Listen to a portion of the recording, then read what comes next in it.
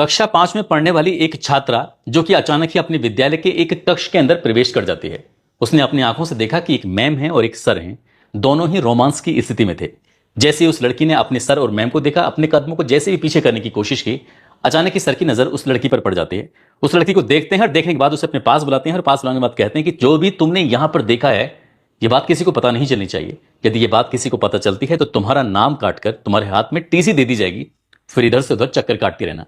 यह भी धमकाया गया। इसके बाद और भी कुछ धमकाने की कोशिश की जाती है। तो लड़की इतना डर जाती है, सहम जाती है कि फिर वो विद्यालय नहीं जाती और कई दिन बीत जाते हैं। आखिरकार उसकी सबसे खास सहेली होती है, नाम उसका जीनत होता है। जीनत अपनी सहेली यानी कि जोया के पास जाती है और जोया से कहती है कि तुम कई दिनों से विद्यालय नहीं आ रही हो, क्या बात है, क्या परेशानी है, तुम्हारी तबीयत तो ठीक है। तभी जोया अपनी सहेली जीनत को पूरी कहानी बयां कर देती है कि कुछ ऐसा हुआ था। उसके बाद वो कहती है कि परेशान होने की जरूरत नहीं है, विद्यालय चलेंगे और शिकायत करके आएंगे ताकि कुछ आगे बात ना हो। अब ये बात दोनों सहेलियों में आपस में होती है। वो सहेली स्कूल जरूर जाती है, लेकिन उसी दिन उसकी बहुत दर्दनाक रूप में मौत हो जाती है। ऐसी मौत होती है कि उस मौत की चर्चा चारों तरफ होने लगती है। एक पत्रकार ने जब उसकी सहेली जीनत से बात पूछी तो जीनत ने यह कहानी बयां की। हालांकि पुलिस की जांच में अभी तक ये बात नहीं आई है, लेकिन उस छात्रा के साथ जो होता है वो वाकई बहुत भयानक होता है।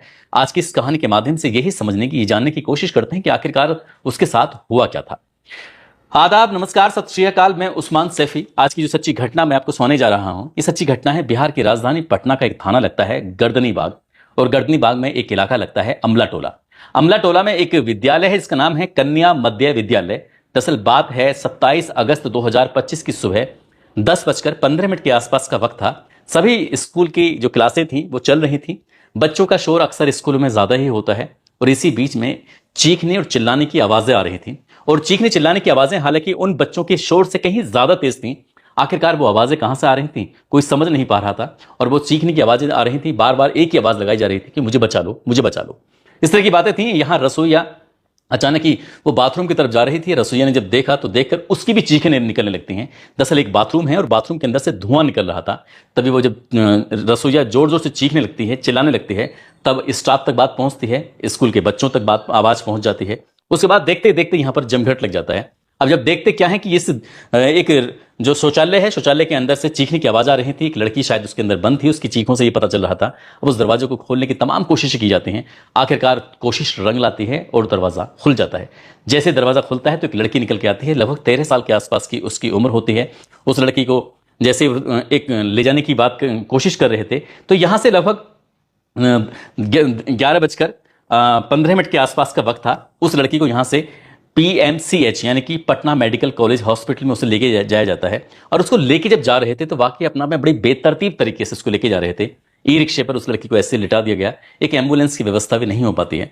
आखिरकार जब मामला वहां पटना के मेडिकल कॉलेज में पहुंच जाता है, यानी कि लड़की वहां पहुंच जाती है, उसके इलाज की बातचीत होती है, उसके बारे में पूछा जाता है, तो कोई भी स्टाफ वाला उस बच्ची का नाम नहीं बता पाता।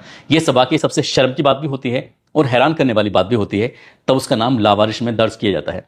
पूछा जाता है कि इसके पीछे क्या कारण था। हालांकि वो टीचर पूरी तरह से कारण तो नहीं बता पाते हैं, लेकिन जो डॉक्टर होते हैं उनको लग जाता है कि आखिरकार कुछ ना कुछ तो मामला है। तब उसके बाद फिर वो कहते हैं कि ये पुलिस केस है, इसलिए हमें इस मामले की जानकारी पुलिस को देनी ही पड़ेगी।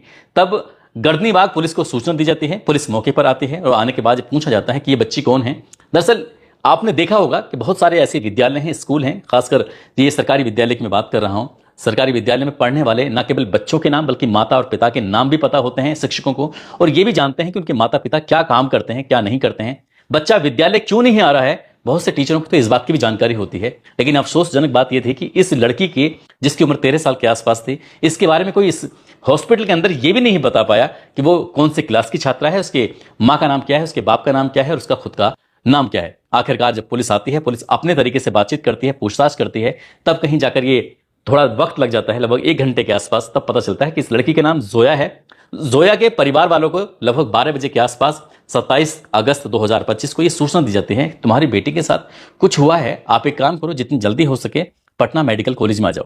परिवार वालों को जैसी ही सूचना मिलती है, परिवार वाले जल्दी से पटना मेडिकल कॉलेज पहुंच जाते हैं और वहां जाने के बाद अपनी बेटी को देखते हैं। देखने के बाद उनकी बेटी उस वक्त दर्द से करहा रही थी, चीख रही थी, चिल्ला रही थी। वो लगभग अब तक 90% इस हादसे में जल चुकी थी। अब ये हादसा था या फिर हत्या थी, या क्या था क्या नहीं था, परिवार वाले उस बेटी से ही जानने की कोशिश कर रहे थे कि बेटी तुम्हारे साथ हुआ क्या है।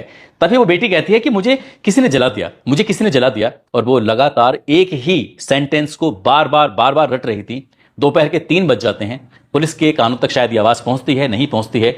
स्कूल प्रशासन के कानों तक आवाज़ पहुंचती है, नहीं पहुंचती है। लेकिन परिवार वालों के कानों तक ये आवाज़ पहुंच जाती है कि मुझे किसी ने जलाया है।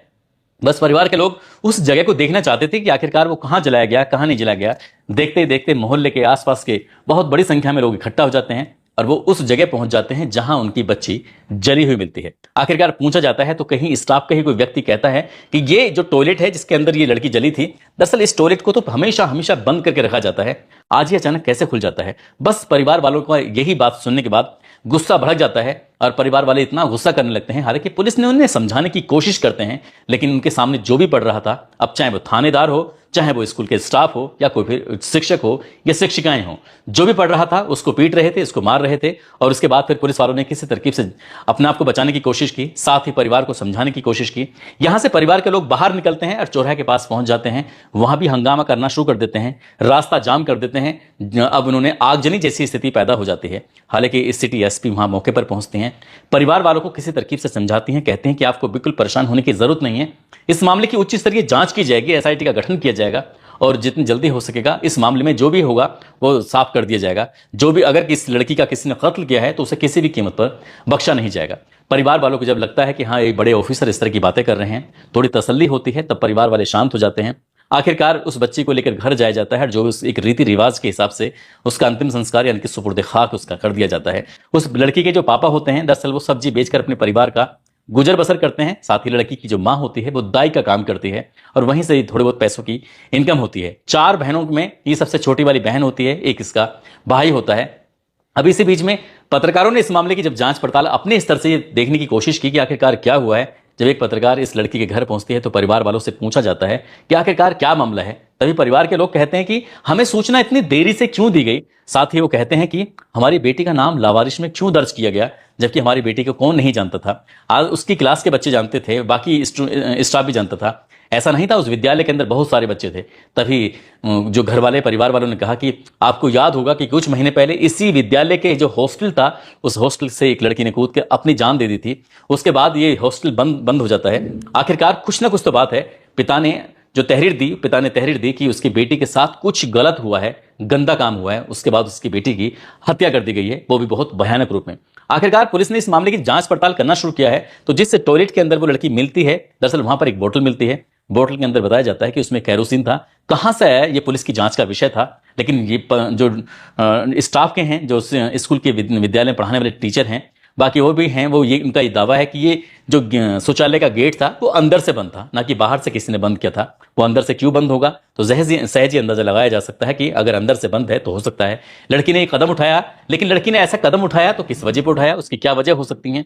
अब पुलिस की जांच का विषय है कि पुलिस इस मामले की जांच पड़ताल करेगी। हालांकि पुलिस ने 2 एफआईआर दर्ज की हैं। एक एफआईआर उस लड़की की पिता की तहरीर के आधार पर पुलिस इस मामले की जांच पड़ताल कर रही है। साथ ही दूसरी तहरीर दी जाती है वो पुलिस की तरफ से होती है। सरकारी कार्य में बाधा डालना, हंगामा करना, तोड़फोड़ करना और पुलिस वालों के साथ मारपीट करना, स्कूल के स्टाफ के साथ मारपीट करना। इसमें 10 नामजद और 200 अज्ञात हैं। पुलिस ने लगभग 25 लोगों को, जब हम इस कहानी को सुना रहे थे, इतने ही लोगों को गिरफ्तार कर लिया था। अब इस मामले की जांच पड़ताल की जा रही है। लेकिन पुलिस अभी किसी ठोस नतीजे पर नहीं पहुंची है कि इस लड़की के साथ असल में हुआ क्या है। लेकिन परिवार का यह दावा है कि उसकी बेटी के साथ कत्ल किया गया है, उसको जलाकर मारा गया है। लेकिन इसके पीछे की वजह यह है कि जो उसकी सहेली कहती है उसमें कितना सच है कितना नहीं है, यह भी पुलिस की जांच का विषय है। कि एक लड़की अपने ही विद्यालय के कमरे में जाती है और जब कमरे में जाती है तो वहां पर एक मैम है, एक सर हैं, दोनों ही एक ऐसी स्थिति में थे जो शायद विद्यालय में ऐसी स्थिति में किसी को नहीं देखा जा सकता, ना ही कल्पना की जा सकती, ना ही उम्मीद की जा सकती। उस बच्ची ने देखा, इसलिए वो लगातार कई दिनों तक विद्यालय नहीं आ रही थी, डर रही थी, सहम रही थी।